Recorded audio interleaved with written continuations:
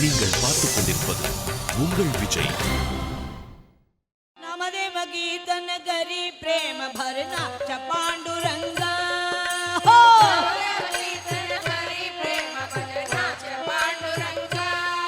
हरि नामदेव हरि नामदेव हरि हरि नामदेव गीत नगरी प्रेम भरना पांडुरंगा नामदेव हरि नामदेव हरि हरि नामदेव गीत नगरी प्रेम भरना पांडुरंगा जनाबाई मने देवा पोळवंग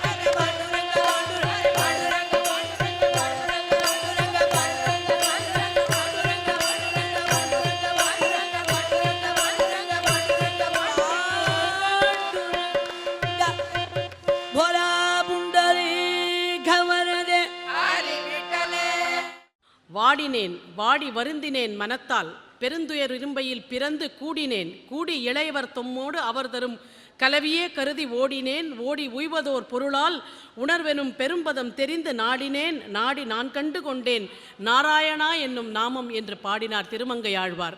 அப்படி நாராயணா என்னும் நாமத்தை கண்டுகொண்டவர் திருடனா இல்லையா என்பதை நம்மிடையே உரையாற்ற வருகிறார்கள் புலவர் ராமலிங்கம் அவர்கள். திருடனா திருமங்கை, உங்களிடையே ராமலிங்கம் அவர்கள், மேடையை அவர் வசம் ஒப்படைக்கிறோம். ஸ்டார் விஜய் தொலைக்காட்சி இந்திய தேசத்தினுடைய பண்பாட்டை பாதுகாத்து வளர்த்து வருகிற பக்தி திருவிழாவை உலக நாடுகளுக்கெல்லாம் கொண்டு போய் சேர்ப்பதிலே இந்திய தேசத்தின் ஆன்மீகத்தை வாழ்வித்து கொண்டு வருகிற மிகப்பெரிய திருப்பணியை செய்து கொண்டு வருகிற அற்புதத்தை பார்க்கிறோம். மதுரைக்கு பெருமை வைகை ஆறு. இன்றைக்கு கூடுதலாக ஒரு பெருமை வைகையாற்றோடு இன்றைக்கு திருப்பார்க்கடலும் இங்கே கலந்திருக்கிற ஒரு அழகை நாம் மேடையிலே பார்க்கிறோம். தமிழ் வளர்த்த மண் இது, தமிழ் வளர்க்கும் தமிழ் அறிஞர் இருக்கும் மண் இது. மகத்துவம் வாய்ந்த இந்த மண்ணிலே உலகமே வியக்கத்தக்க ஒரு ஆச்சரியமும் நடந்தது. 30 கோடி மக்களின் விடுதலைக்கு வித்திட்ட அண்ணல் காந்தியடிகள்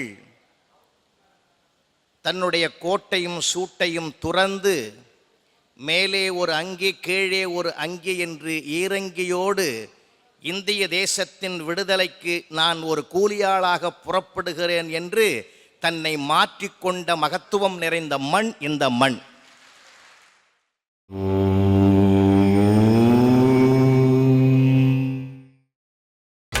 நீங்கள் பார்த்துக் கொண்டிருப்பது உங்கள் விஜய். 30 கோடி மக்களின் விடுதலைக்கு வித்திட்ட அண்ணல் காந்தியடிகள் தன்னுடைய கோட்டையும் சூட்டையும் துறந்து மேலே ஒரு அங்கி கீழே ஒரு அங்கி என்று ஈரங்கியோடு இந்திய தேசத்தின் விடுதலைக்கு நான் ஒரு கூலியாளாக புறப்படுகிறேன் என்று தன்னை மாற்றிக்கொண்ட மகத்துவம் நிறைந்த மண் இந்த மண். காரணம், வந்தி என்ற கிழவி தந்த புட்டுக்காக ஆசைப்பட்டு சோமசுந்தர கடவுள் தன்னை கூலியாளாக வடிவெடுத்து கொண்ட வந்த மண்ணில் அவர் கால் மிதிப்பட்டதுமே அந்த ஞானம் அவருக்கு அது தேசிய விடுதலைக்கும் வித்திட்டது. எப்பொழுதுமே ஆன்மீகத்தின் மீது நம்பிக்கை வைத்து ஆண்டால் வீடும் நாடும் நலமாக இருக்கும், வளமாக இருக்கும். அப்படிப்பட்ட இந்த அற்புதமான கடவுளே பங்கு பெற்ற தமிழ்ச்சங்கம் வளர்த்த இந்த மண்ணில் இன்றைக்கு பக்தி திருவிழாவில் நான் பங்கேற்பதை பெருமையாக கருதி அந்த தொலைக்காட்சி நிறுவனத்திற்கு என் நன்றியை தெரிவித்துக் கொள்ளுகிறேன். எப்பயுமே நான் 36 வருஷம் ஆசிரியராக இருந்தவன். இந்த கடைசி பீரியட் எடுக்கிறது ரொம்ப சிரமம். இருந்தாலும் அது பாடத்துக்கு பொருந்தலாம், பக்திக்கு பொருந்தாது. எந்த நேரத்திலும் பேசலாம். அதனால்தான் காலத்தை வென்று நிற்கக்கூடிய காவியமாக ராமாயணமும் மகாபாரதமும் இன்றைக்கும் நாளைக்கும் என்று தொலைநோக்கு பார்வையில் வேறு நடை போடுகிறது என்றால் பக்திக்கு இருக்கக்கூடிய பெருமையும் சிறப்பும் அதுதான். திருடனா திருமங்கை என்கிற ஒரு ஆழ்வாருடைய திருமங்கை ஆழ்வாருடைய சரித்திரத்தை எனக்கு தலைப்பாக்கி கொடுத்திருக்கிறார்கள். அன்பு தாய்மார்களே, அருள் நிறைந்த பெரியோர்களே, இளைஞர்களே, உலகத்தில் வியாபாரத்தை பற்றி பேச வேண்டுமென்றால் ஆங்கிலத்தில் பேசலாம். காதலியிடத்தில் பேச வேண்டுமென்றால் லத்தீன் மொழியில் பேச வேண்டும். வீரத்தை பற்றி பேச வேண்டுமென்றால் ஜெர்மன் மொழியிலே பேச வேண்டும். தொழில்நுட்பத்தை பற்றி பேச வேண்டுமென்றால் ஜப்பான் மொழியிலே பேச வேண்டும். தெய்வத்திடம் பேச வேண்டுமென்றால் தமிழில்தான் பேச வேண்டும். நண்பாட்டு புலவனாய் சங்கம் ஏறி, அப்படிப்பட்ட பெருமை இந்த மொழிக்கு உண்டு. திருமங்கையாழ்வார் திவ்ய தேசங்களுக்கெல்லாம் சென்று பாசுரங்களால் மங்களாசாசனம் பொழிந்தவர். அவருடைய வரலாறு அற்புதமான வரலாறு. கிருதயுகத்திலே கர்த்தம பிரஜாபதி என்று சொல்லப்படுகிற கர்த்தம பிரஜாபதி என்று சொல்லப்படுகிற ஒருவன் தவம் செய்கிறான். வைகுந்த நாயகனை நோக்கி கடும் தவம் செய்கிறான். எதற்காக? எனக்கு மோட்சம் கிடைக்க வேண்டும் என்பதற்காக. அதை மையப்படுத்தி கடும் தவம் செய்கின்ற பிரஜாபதியை பார்த்து இறைவன் அருளவில்லை. வைகுந்தவல்லிக்கு கோபம் வருகிறது. கடும் தவம் செய்கிறான், இன்னும் பெருமாள் அவனுக்கு மோட்சத்தை தரவில்லையே என்று கோபித்துக் கொண்டு பரமபதத்தை விட்டு பூலோகத்தில் வில்வாரண்யம் என்ற பகுதியிலே வந்து தங்குகிறார். அங்கே தாமரை பொய்கை, தாமரை மலர்கள் பூத்திருக்கக்கூடிய ஒரு பொய்கையிலே ஆயிரக்கணக்காக பூத்திருக்கிற மலர்கள். அதிலே ஒரு மலரில் வந்து பிராட்டி தங்கி விடுகிறார். பிரபஞ்செல்லாம் தேடி அலைந்த வைகுந்தநாதன் வில்வாரண்யத்திற்கு வந்து தாமரைகளையெல்லாம் பார்க்கிற போது, வைகுந்தவல்லிக்கு பிடித்தமான இடமல்லவா இது, ஒருவேளை இங்குதான் தங்கியிருக்கக்கூடும் என்று கருதி பூத்திருக்கிற மலர்களை பார்க்கிறார். எந்த மலரில் இருக்கிறார் என்று கண்டுபிடிக்க முடியவில்லையாம். அதனால் பெருமான் என்ன செய்கிறார்? தனது இடது கண்ணை திறக்கிறார். வலது கண் சூரியன், இடது கண் சந்திரன். சந்திரன் வந்ததுமே அத்தனை தாமரைகளும் குவிகின்றன.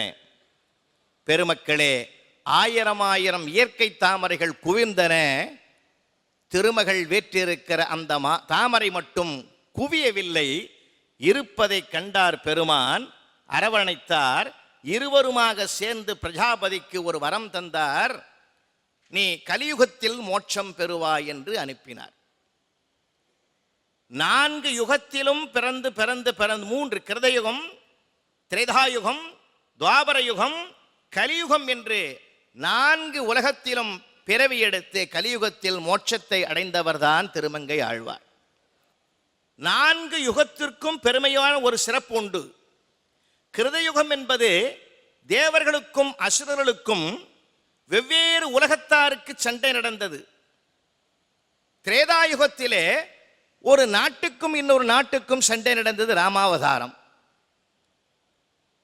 துவாபர யுகத்திலே ஒரு வீட்டுக்குள் பங்காளி சண்டைகள் நடந்தது, அங்கு கிருஷ்ணாவதாரம்.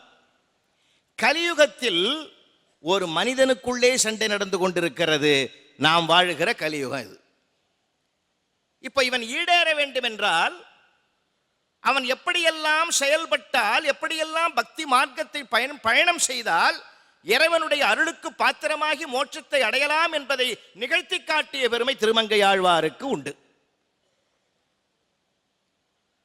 கலியுகத்திலே அவர் தோன்றுகிற போது ஏற்கனவே இந்த வில்வாரண்யத்திலே வந்து பெருமானும் பிராட்டியும் அவருக்கு காட்சி தந்ததனால், திருமால் வந்து அங்கு நின்றதனால் அதற்கு திருநகரி என்று பெயர் வந்தது. இந்த திருநகரிக்கு அருகில் இருக்கக்கூடிய குறையலூர் என்ற ஊரில்தான் நீலன் என்ற பெயரில் ஆழ்வார் பிறக்கிறார். அப்படி நீலன் என்ற பெயரிலே பிறந்தவர் வில் வாழ் அத்தனை வித்தைகளிலும் தலை சிறந்தவராக ஒரு வீரனாக திகழ்கிறார். அவருடைய அப்பா சோழ சாம்ராஜ்யத்தில் சேனாதிபதியாக இருக்கக்கூடியவர். அவருடைய மகனும் அவரை போல் வீரதீர செயல்களில் சிறந்து விளங்குவதை கேள்விப்பட்ட சோழ மன்னன் இவருடைய வீரத்தை பார்த்து இவருக்கு பரகாலன் என்று பட்டம் சூட்டினார். பரகாலன் என்றால் பகைவர்களுக்கு யமன் போன்றவன் அர்த்தம். இந்த பரகாலன் என்று பட்டத்தை சூட்டி மகிழ்ந்ததோடு மட்டுமல்லாமல், இந்த பரகாலனுக்கு ஆலி நாட்டின் ஒரு பகுதியாக இருக்கக்கூடிய திருமங்கை நாட்டையும் இவருக்கு கொடுத்து, நீ குறுநில மன்னனாக ஆண்டு வா, ஆண்டுதோறும் எனக்கு கப்பம் செலுத்தினால் போதும் என்று சொன்னார். அப்படி அந்த குறுநில மன்னனாக திருமங்கை நாட்டை ஆண்டு வருகிற இந்த பரகாலன், இந்த நீலன் ஒரு நாள் ஒரு செய்தியை கேள்விப்படுகிறார். என்ன செய்தி? திருவள்ளக்குளம் என்கிற ஒரு திருத்தலத்தில் ஒரு அழகே உருவான குமுதவல்லி என்கிற ஒரு பெண் இருக்கிறாள் என்று கேள்விப்படுகிறார். அந்த குமுதவல்லி என்கிற நங்கையோ தேவலோக மங்கை. மண்ணுலகில் பிறந்து ஒரு மானுடனை மனம் புரிந்து வாழ்ந்த பிறகு என்னிடத்தில் வா என்று தேவலோகத்தில் ஒரு சாபம் இருக்கிற காரணத்தினால் திருவள்ளக்குளம் அருகிலே இருக்கக்கூடிய குமுத மலர்கள் குவிந்திருக்கும் கூடிய பொய்கைக்கு அருகிலே குழந்தையாக அவள் தோன்றுகிறாள். அந்த குழந்தையை ஒரு அந்தணர் எடுத்து வளர்க்கிறார்.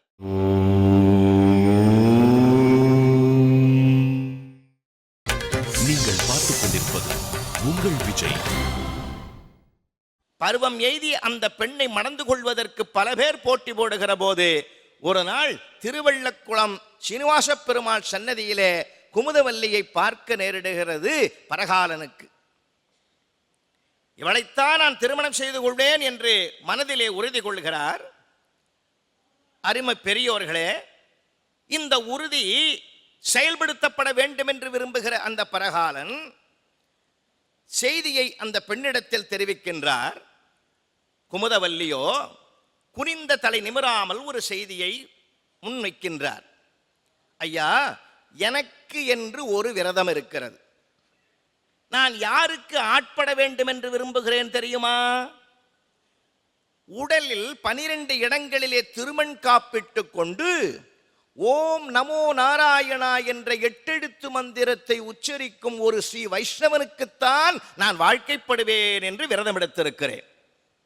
அப்படிப்பட்ட பெருமையும் சிறப்பும் உமக்கு வாய்க்க பெற்றால் யாம் உம்மை மணப்பதில் குறையேதும் இல்லை. அப்படியானால் நான் இன்று முதல் செயல்படுகிறேன் என்று உள்ளத்திலே உறுதி கொண்ட பரகாலன் பக்கத்திலே இருக்கக்கூடிய திருநறையூர் என்கிற ஸ்தலத்திலே இருக்கக்கூடிய திருநறையூர் நம்பி இடத்தில் போய் வணங்குகிறார். எந்த ஒரு மானுடனும் ஈடேறுவதற்கு ஒரு ஆச்சாரியன் நமக்கு தேவை. அதனால்தான் மாதா, மாதாவுக்கு பிறகு பிதா, பிதாவுக்கு பிறகு ஆசான், குரு. இன்னும் சொல்ல போனால் அந்த காலத்தில் ஆச்சாரியர் தான் குருகுல வாசத்தை நடத்தினார்கள். இன்றைக்கு ஆசிரியர்கள் பள்ளியை நடத்துகிறார்கள். ஆச்சாரியருக்கும் ஆசிரியருக்கும் என்ன வேறுபாடு என்றால், ஆச்சாரியன் தன் வாழ்க்கையையே பாடமாக நடத்தினார். இப்பொழுது ஆசிரியர் வாழ்க்கை பாடம் நடத்துகிறார். அப்போ ஆச்சாரியர் ஒருவருடைய உபதேசத்தை பெற்றால் ஒழிய பகவானை அடைய முடியாது என்ற காரணத்தினால் இந்த வார்த்தையை கேட்ட மாத்திரத்தில் திருநுறையூர் நம்பியிடத்தில் சரணமடைந்து நான் வைஷ்ணவனாக வேண்டும் சுவாமி என்று சொல்லுகிறார். பஞ்ச சமஸ்காரம் என்று சொல்லப்படுகிற 5 லட்சணங்கள் ஸ்ரீ வைஷ்ணவனுக்கு தேவை. ஒன்று, உடலின் சில பாகங்களில் 12 இடங்களை தேர்வு செய்து திருமண் காப்பிட்டுக் கொள்வது. 2, புதிய தாசிய நாமம் தரித்துக் கொள்வது. பகவானுக்கு ஆட்பட்ட அடியாருடைய பெயரை புதியதாக தனக்கு சூட்டிக் கொள்வது. ராமானுஜதாசன். புதிய தாசிய நாமம் தரித்துக் கொள்வது. 3வது, பெருமாளுக்கு திருஆராதனம் செய்த பிறகுதான் உண்மது என்ற பழக்கத்தை மேற்கொள்வது. 4வது, வலப்புயத்தில் சக்கரத்தையும் இடப்புயத்தில் சங்கையும் பொறித்துக் கொள்வது. 5வது, ஓம் நமோ நாராயணாய என்ற 8 எழுத்து மந்திரத்தை ஆத்மார்த்தமாக பிரார்த்தனையாக உச்சரிப்பது. இந்த 5க்கும் 5 லட்சணங்கள் என்று பெயர். இவற்றை எனக்கு ஓதுவிக்க வேண்டும் என்று திருநறையூர் நம்பியை குருவாக ஏற்றுக்கொண்டு பரகாலன் விண்ணப்பித்த அந்த விண்ணப்பத்தை ஏற்றுக்கொண்டு அவர் அதை நிறைவேற்றுகிறார்.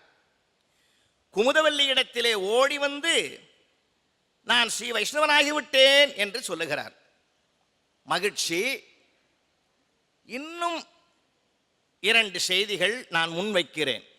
தினமும் 1008 வைணவ அடியார்களுக்கு ததியாராதனை செய்ய வேண்டும்.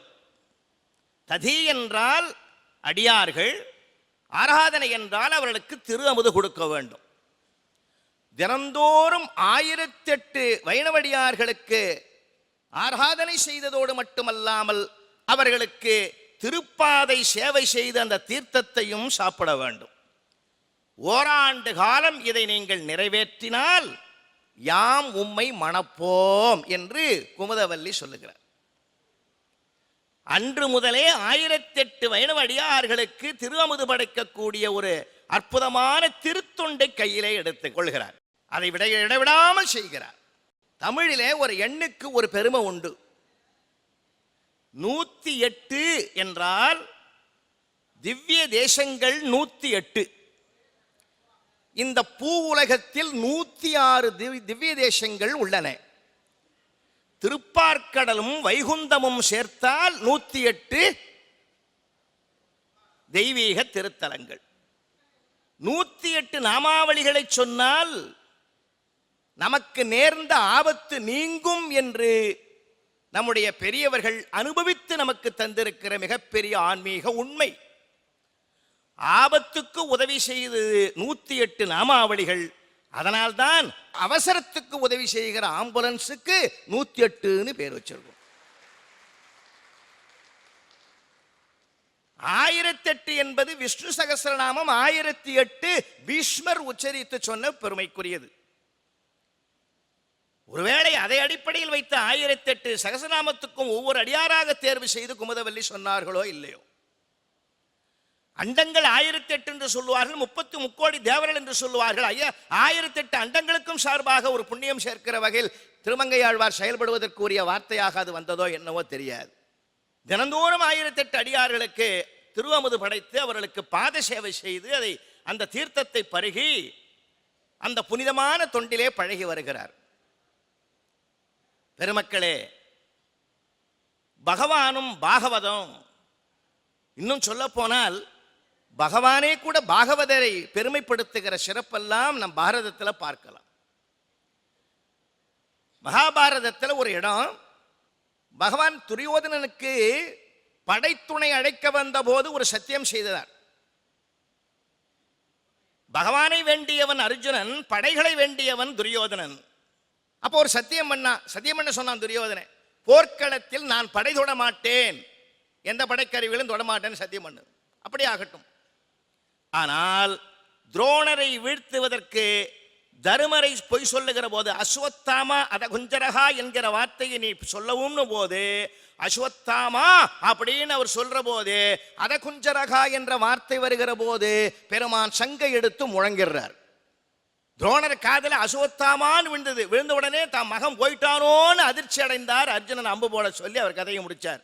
அதகுஞ்சரகா, ஒரு யானை அஸ்வத்தாமா என்ற ஒரு யானை கீழே விழுந்ததுன்னு அர்த்தம். அதுக்கு அதகுஞ்சரகா என்றது துரோணர் காதல விழாம சங்க எடுத்து உழங்கிட்டார். சத்தியத்தை மீறிட்டியே, மீறலாமா? பீஷ்மர் படுத்திருக்கிறார் அம்பு படுக்கையில. அவர் எதிரில் துரியோதனன் கேட்கிறாராம். பகவான் சிரிக்கிறார்.